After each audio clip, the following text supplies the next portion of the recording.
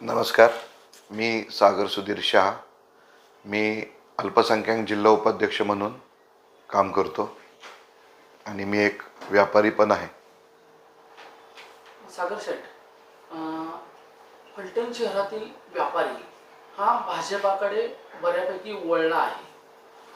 खरं पाहिलं तर फलटणची बाजारपेठ खूप छोटी आणि मरगळ आलेली आहे.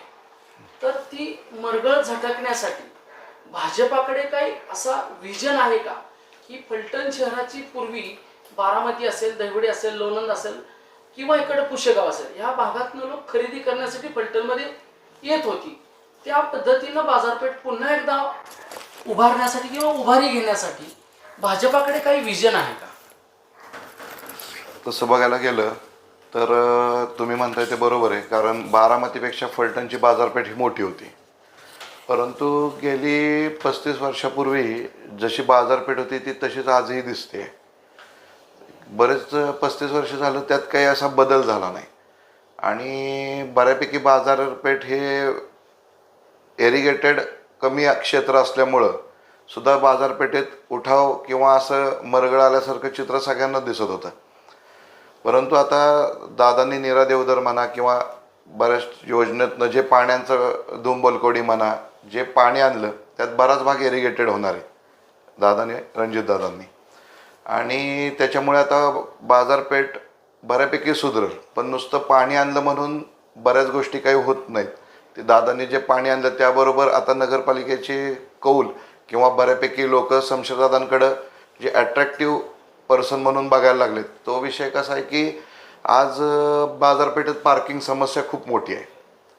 पार्किंग समस्या आहे, व्यापाऱ्यांना असं सेफ्टीच्या विषयाने दुसरं काय नाही आहे.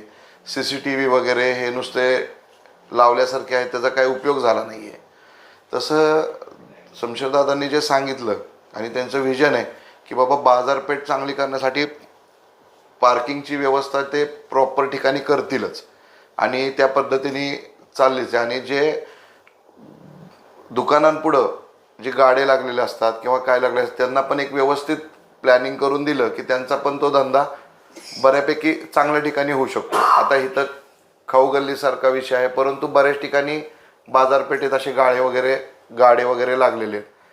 तर त्याच्यामुळं व्यापाऱ्यांना प्रॉपर असं ट्रॅफिक जाम होत असल्यामुळं ते असं व्यापाऱ्यांपर्यंत तो ग्राहक असा थांबत नाही. आणि इथं इन्व्हेस्टमेंट करण्यासाठी जे आता लोक बारामती 20 किलोमीटरवर आहे, तिथं बऱ्यापैकी इन्व्हेस्टमेंट खूप आली आहे. तसं आपल्या फलटणमध्ये अजून इन्व्हेस्टमेंट काहीच आली नाही. त्यात ह्या 35 वर्ष लोक एवढी जी कंटाळल्यासारखी झाली, त्यामुळं आता दादा वेगवेगळ्या कंपन्या जे घेऊन येत आहेत त्याच्यामुळं किंवा आता कमीसारखी आली आहे, परंतु ते लोक इथं राहत नाहीत. पाण्याची समस्या असेल किंवा स्कूल वगैरे चांगलं नाही आहे. आता ह्यांचं जे व्हिजन आहे स्कूल चांगलं होणार आहे, पाण्याची प्रॉपर पिण्याची व्यवस्था होईल, हॉस्पिटलचे प्रश्न आणले जातील, त्यामुळं बऱ्यापैकी फॅसिलिटी दिली की बाजारपेठ सुधारायला काहीच अडचण येणार नाही. आता आपण त्याच अनुषंगानं तुम्ही म्हणाला की कुठे गाडे उभे असतात, कुठे काय असते, त्याच अनुषंगाने तुम्हाला प्रश्न असा आहे की फलटण शहर एकमेव महाराष्ट्रात असं शहर आहे कुठेही चिकनचं शॉप, कुठेही मटन शॉप, मंदिराच्या शेजारी मासे विक्री. याबाबत आपण काही नगराध्यक्षपदाचे जे उमेदवार आहेत, शमशेरदादा असतील किंवा माजी खासदार रणजितसिंह नाईक निंबाळकर, ह्याच्यासाठी आपल्याकडे काही असा फ्री प्लॅन आहे का की ह्या दुर्गंधीमुळे कुठेही चिकन, कुठेही मटन, आज एवढी मोठी मटन मार्केट आहे, मच्छी मार्केट आहे, पण कुठेही मंदिराच्या ठिकाणी सुद्धा मासे विक्री केले जाते, याबाबत आपल्याला काय वाटतं? याबाबत माझ्याही मनात खंत आहे. एकतर माझ्या मनात म्हणण्यापेक्षा सगळ्याच व्यापाऱ्यांच्या मनात खंत आहे. यासाठी वेल प्लॅन नगरपालिका बघितली पाहिजे. आता एवढे वर्ष कसं झालं, हम करे सो कायदा नगरपालिकेत चालत होता, परंतु जेव्हा शमशेरदादांचं व्हिजन बघता हे कळलं की दादांनी एक टीम तयार केली. त्यात बिल्डर असोसिएशन, ऑटोमोबाईल असोसिएशन, व्यापारगार, भाजी मार्केट, आम्ही एक अशी व्यापाऱ्यांची मोठी मीटिंग ठेवली होती सेलिब्रेशनमध्ये. तर ते मध्ये आम्हाला एवढा व्यापाऱ्यांनी उत्स्फूर्तपणे प्रतिसाद दिला. त्याच्यावरून ह्यांना सगळ्यांना विश्वासात घेऊन कशा प्रकारे प्लॅनिंग केलं पाहिजे, कशा प्रकारे मच्छी मार्केट म्हणा हे कुठल्या बाजूला दिलं पाहिजे, काय ह्याचं सगळ्याचं वसाहत म्हणा किंवा त्यांचं जे स्थापना आहे ती व्यवस्थित व्यापाऱ्यांना विश्वासात घेऊन केली जाणार आहे, ह्याचा मला शमशेरदादांवर पूर्ण विश्वास आहे.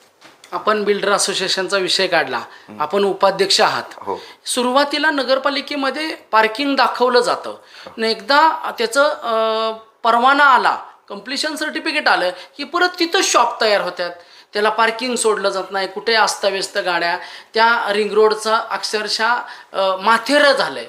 याबाबत आपल्याला काय वाटतं? आणि त्यालाच अनुषंगानं दुसरा एक प्रश्न की पेन्शनरचं गाव म्हणून फलटण ओळखलं जातं, फलटण शहरामध्ये माळजाई सोडला तर कुठेही फुटपाथ नाही आहे, याबाबत आपलं काय मत आहे? नाही, बिल्डर असोसिएशनचा उपाध्यक्ष म्हणून मी सक्रियपणे काम करतो, परंतु जेव्हा कंप्लिशन सर्टिफिकेट मिळतं त्याच्यानंतर जे काय असे वाढवले जातात ह्यात नगरपालिकेने थोडंसं कधी हस्तक्षेप केला नाही. वरिष्ठांना नगरपालिकेचं प्रेशर म्हणा किंवा नगरपालिकेला सारखं अधिकाऱ्यांना प्रेशरमध्ये ठेवणं हे वरिष्ठांनी केलेलं होतं. त्यामुळं पार्किंगमध्ये कुठं गाळे काढ, कुठं अतिक्रम काढ, हे सुद्धा दुर्दैव आहे की मी बिल्डर असोसिएशनचा मेंबर असून मला सांगावं लागतं की इथून पुढं असं होणार नाही.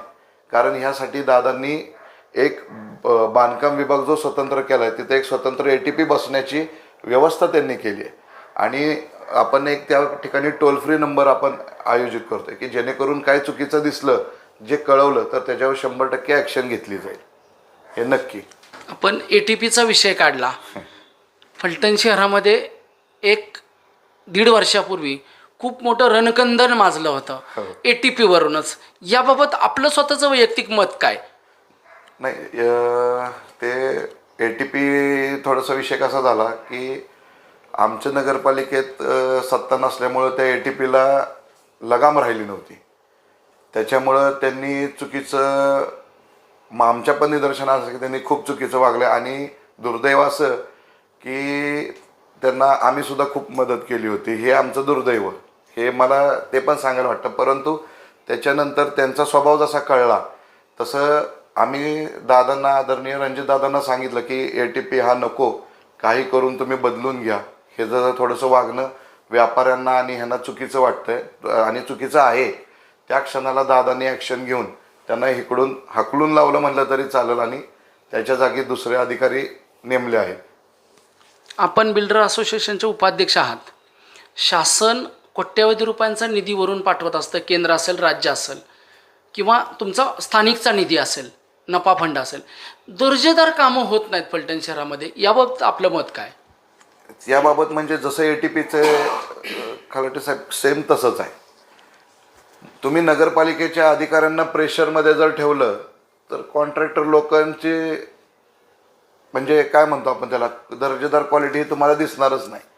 तसं रणजितदादांचं स्ट्रिक्ट वॉर्निंग आहे, मी कधीही कामावर येईन, काम चेक करीन, मला जर खराब दर्जाचं काम दिसलं तर माझ्यासारखं वाईट नाही.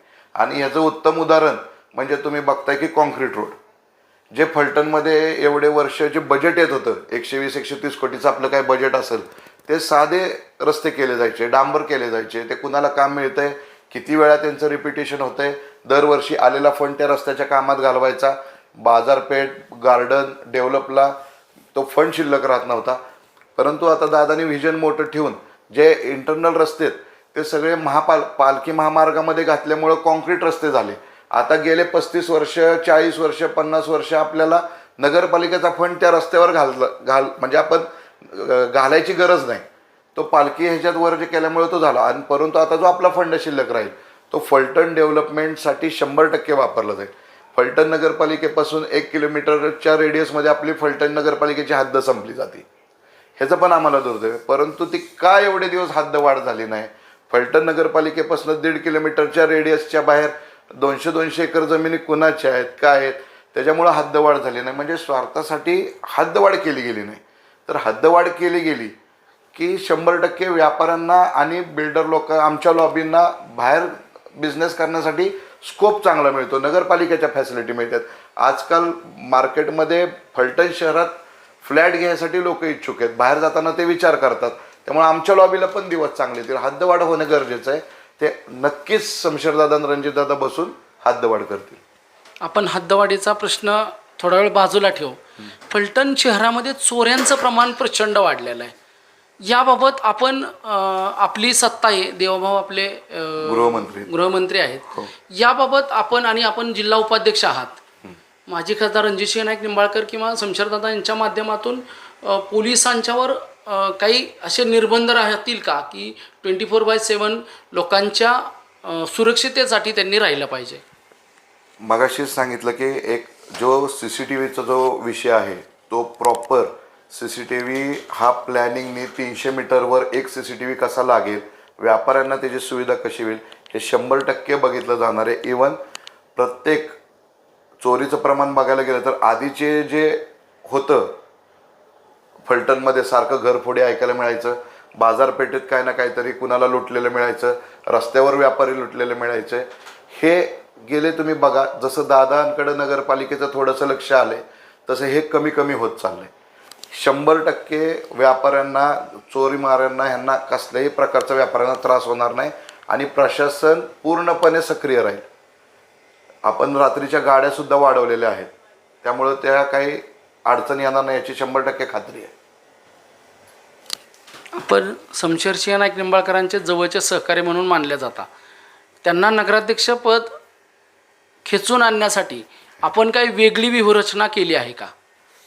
वेगळी व्यूहरचना म्हणजे मी एक व्यापारीच आहे, व्यापाऱ्यांच्या अडचणी काय आहेत ह्या दादांना सांगून, दादांनी त्या समजून घेऊन त्याच्यावर तोडगा काढून बऱ्यापैकी जे नियोजन केले आणि तोच विषय आहे की मार्केट जे प्रॉफिटेबल दिसलं पाहिजे आणि चांगल्या प्रतीने वाढलं पाहिजे यासाठी दादा 100% खूप सक्रिय आहेत, प्रयत्न करतील आणि डेव्हलपमेंट दादांमुळेच होणार आहे.